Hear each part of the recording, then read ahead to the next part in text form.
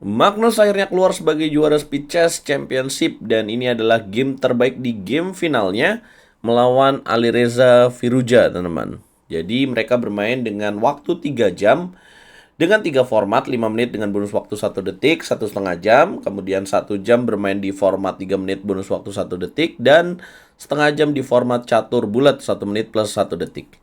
Langsung aja gue ajak kalian untuk melihat game terbaiknya. Jangan lupa di like dulu, di share, dan di subscribe. Dan jangan lupa nyalakan lonceng notifikasi dan jadi langganan di YouTube gue untuk dapetin konten eksklusif.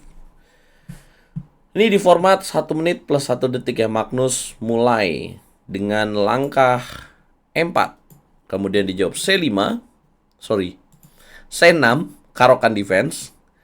Andalannya Alireza ya. Kemudian putih mainin langkah D4, hitam D5, kemudian putih makan pion D5, dimakan balik, dan kemudian putih melanjutkan dengan jalan bishop D3.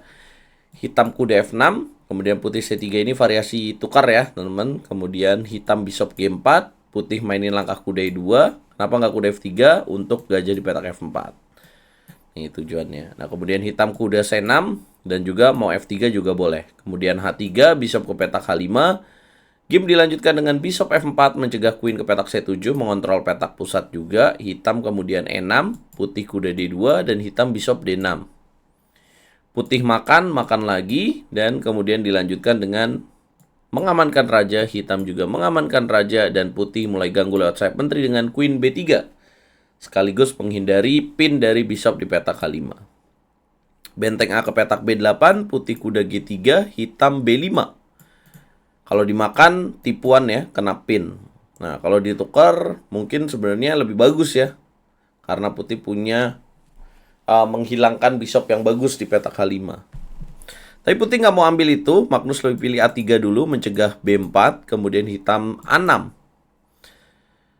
Ya.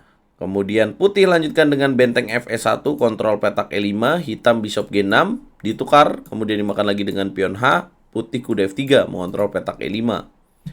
Hitam lakukan manuver kuda 5 mengancam queen, kemudian queen ke petak C2, kuda bergerak ke petak C4 menekan pion B2 dan A3. Putih gantian menekan lewat petak center dengan kuda E5, hitam benteng F ke petak C8, dan kemudian putih kuda D3. Buat apa? Jaga pion ini dan jaga ide untuk B4, bisa juga untuk masuk kuda C5. Terang aja hitam langsung mainin langkah taktis A5 di langkah ke-20. Kemudian putih geser queennya ya, menghindari ancaman pin yang tidak langsung. Kemudian hitam juga benteng E8. Putih aktifin benteng A ke petak D1. Kemudian hitam kuda D7 dan Magnus lakukan manuver kuda F1. Buat apa ya? Nah, Alireza akhirnya nggak sabar juga. Dia pilih mendobrak petak center dengan E5. Magnus kemudian mainkan langkah B3, ancam kuda. Nah, di sini Magnus sudah siap ya. Kalau hitam misalkan makan pion D4, maka dia siap untuk menukar queennya dengan 2 benteng, sekaligus mendapatkan kuda di petak C4. Siapa yang lebih untung kalau posisi kayak gini? Ya, yang lebih untung jelas saja putih dong. Kalau dimakan kayak gini, kemudian kuda C1, walaupun ada pion bebas masih bisa ditangkis lah. Nah, akhirnya hitam gak berani. Hitam lebih pilih langkah kuda ke petak A3. Dan putih mengambil pion E5. Hitam queen ke petak C7. Dan kemudian putih kuda E3. Ancam pion D5. Hitam takut di sini. Langsung queen B7 ya. Padahal ada pilihan lain nih yang lebih bagus, yaitu makan pion C3. Sehingga ketika putih kuda D5, dia bisa mainin langkah queen B3. Nah, kemungkinan kan putih akan kuda C7 ya. Kemudian hitam akan jawab dengan benteng ke petak E7.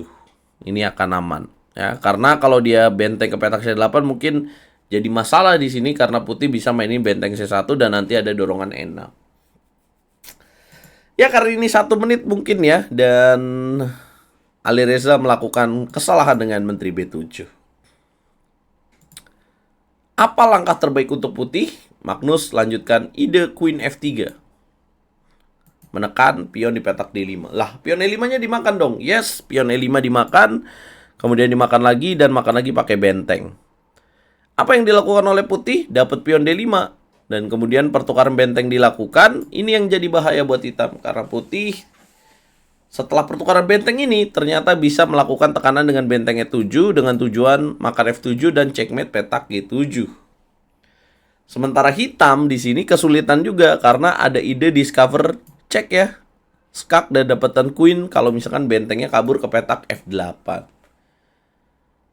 Saking puyengnya nih, hitam akhirnya mainin langkah Raja F8 dan Magnus menang di langkah 31 dengan benteng E7. Ancam queen, ancam checkmate. Kalau dilanjutin dimakan, maka dimakan lagi dan kemungkinan dimakan pakai raja, maka putih lanjutin dengan queen C6 ya. Tujuannya mau skak sini atau skak sini. Nah, ada dua ancaman, pusing lah di situ. Jadi kalau kita mau balik nih tadi Menteri B7 dan mengambil pion E5 adalah sebuah kesalahan dari hitam ya. Lebih baik di sini mainin langkah B4. Ternyata putih punya setup yang mengerikan setelah ini ya. Dan kalau teman-teman bertanya, kenapa ya di sini hitam nggak mainin benteng ke petak E8 aja, pasti udah tahu dong. Karena ada ancaman discover cek dari queen di petak F3, tinggal buka kuda dapat queen. Ya, Magnus di game ini sangat luar biasa, 96,3%, sementara hitam 87,8%, dan Magnus keluar sebagai juara setelah semifinal mengalahkan Denis Lazovic, Alireza mengalahkan Hikaru Nakamura, 15-12, margin 3 poin aja nih, jarak antara Magnus Carlsen lawan Alireza. Berkat kemenangan ini, berapa hadiah yang didapatkan oleh Magnus? Magnus ini gelar kelimanya ya, dia mendapatkan 50.000 US dollar ya berdasarkan buy win persentase di final. Di semifinal dia dapat lagi nih. Kalau menang dapat lagi. Jadi ya ratusan ribu US dollar, dan ini adalah list pemenang dari Speed Chess Championship Magnus Carlsen 2016, 2017, kemudian Hikaru Nakamura sempat juara 4 tahun berturut-turut ya, 2018 sampai 2021 ya. Nah, kemudian 2022, bahkan 5 kali ya berturut-turut, dan Magnus Carlsen akhirnya juara 2023, 2024, 2025 ya, 2026 nih. Ya, 2025 dihitungnya. Apa komentar kalian teman-teman? Ya, semua akan Magnus pada waktunya ya, ujung-ujungnya. Itulah kenapa Magnus menjadi godnya catur.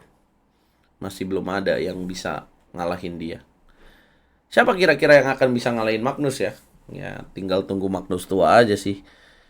Mungkin kita bisa berharap kayak gitu, guys. Nah, dari game lain peringkat 3-nya adalah Denis Lazovic ya. Denis Lazovic secara mengejutkan mengalahkan Hikaru Nakamura dengan margin 1 poin, guys. Bayangin aja, di game terakhir waktunya habis dan skornya beda 1 poin doang. Kita akan coba bahas game Denis Lazovic dan Hikaru Nakamura di video berikutnya. Jangan lupa like, share, komen, dan subscribe. Bantu video ini dengan kasih hype ya teman-teman. Dan check out link yang ada di sematan teman-teman.